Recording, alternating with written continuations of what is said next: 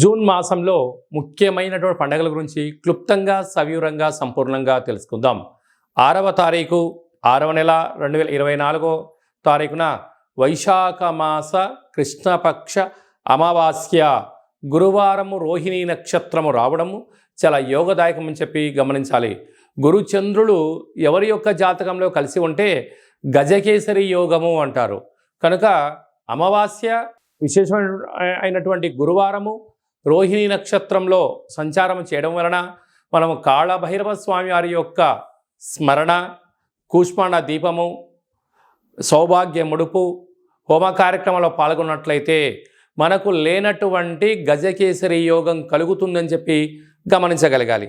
అలాగనే 14/6/2024 జ్యేష్ఠమాస శుద్ధ అష్టమి కాళభైరవ స్వామి యొక్క సేవ చేయడం వలన జ్యేష్ఠమాసంలో అద్భుతమైనటువంటి విద్య, ఉద్యోగ, వ్యాపార, రాజకీయ సకల రంగ కార్యక్రమాల్లో ఎలాంటి ఆటంకాలు ఉన్నా తొలగిపోతాయని చెప్పి గమనించాలి.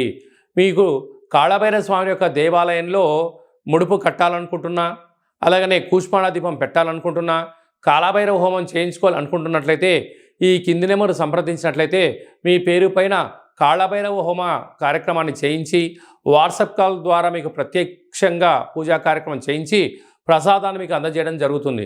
కనుక ఆసక్తి గలవారు ఈ కింద నెంబర్ సంప్రదిద్దాం. ఇంకను ఈ జూన్ నెలలో విజయాన్ని సాధించగలగాలి అన్నట్లయితే ఈ యొక్క పాత్రను కంచు పాత్ర అంటారు. అనగా మనకు కంచు మోగినట్లు కనకంబు మోగదు గదరా సుమతి అని ఎలా చెప్పుకుంటామో అలా ఈ యొక్క కంచు పాత్రలో రాసులు 12 ఎలా ఉంటాయో 12 రాసులను ఇందులో అచ్చు వేయడం జరిగింది. కనుక ఈ యొక్క పాత్రతో ఉపయోగాలను, ఫలితాలను ఒకసారి గమనిద్దాం.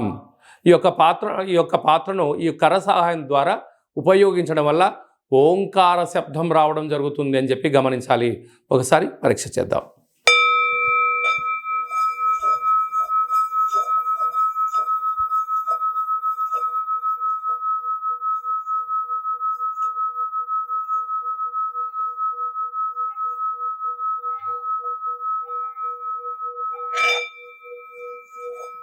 ఈ యొక్క శబ్ద తరంగాల ద్వారా మానవుని శరీరంలో ఉండబడినటువంటి 7 చక్రాలు వికసింపచేసుకోవడము, ఇంట్లో ఉండబడినటువంటి జ్యేష్ఠాదేవి బయటికి వెళ్ళడము, గ్రామంలో సంచరించేటువంటి లక్ష్మీదేవి మన ఇంట్లోకి రావడము, నరదృష్టి, శత్రు ప్రభావాలు, తంత్ర తాంత్రిక ప్రయోగ దోషాలు తొలగిపోతాయని చెప్పి గమనించగలగాలి.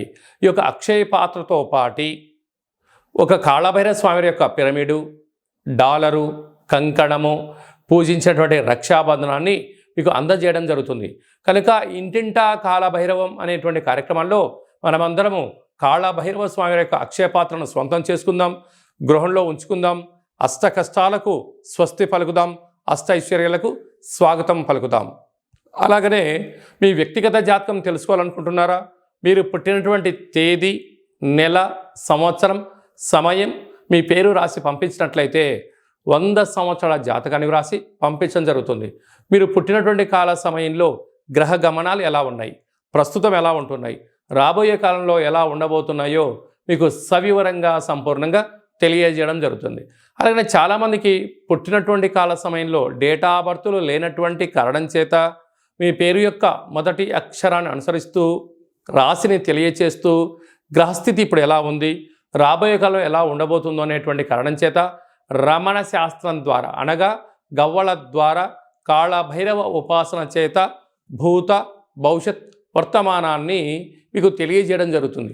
కనుక వ్యక్తిగత జాతకం తెలుసుకోవాలనుకుంటున్న వారు ఈ కింది నెంబర్ని ఆన్లైన్ ద్వారా కానీ, ఆఫ్లైన్ ద్వారా కానీ, వాట్సాప్ ద్వారా కానీ సంప్రదించి అపాయింట్మెంట్ తీసుకొని సంప్రదించి మీ యొక్క జాతకంలో ఉన్న దోషాలను తొలగించుకోగలరు అని చెప్పి గమనించాలి.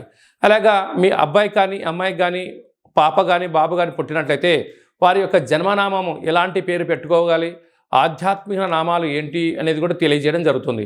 అలాగే మీ అబ్బాయి కానీ, అమ్మాయికి కానీ ఎంత ప్రయత్నం చేసినా వివాహం జరగడం లేదా, జాతకంలో ఎలాంటి యోగాలు ఉన్నాయి, ఎలాంటి దోషాలు ఉన్నాయి, ఎలాంటి వధువు చేత, ఎలాంటి వరుడు చేత మీరు వివాహం చేసుకుంటే యోగం కలిసి వస్తుందో అలాంటి గ్రహమైత్రిని, గణాలను, గుణాలను తెలియచేస్తూ వీరి ఇద్దరి వివాహ తదనంతరము ఎలాంటి పరిస్థితి ఉంటుందో కూడా ముందే తెలియజేయడం జరుగుతుంది.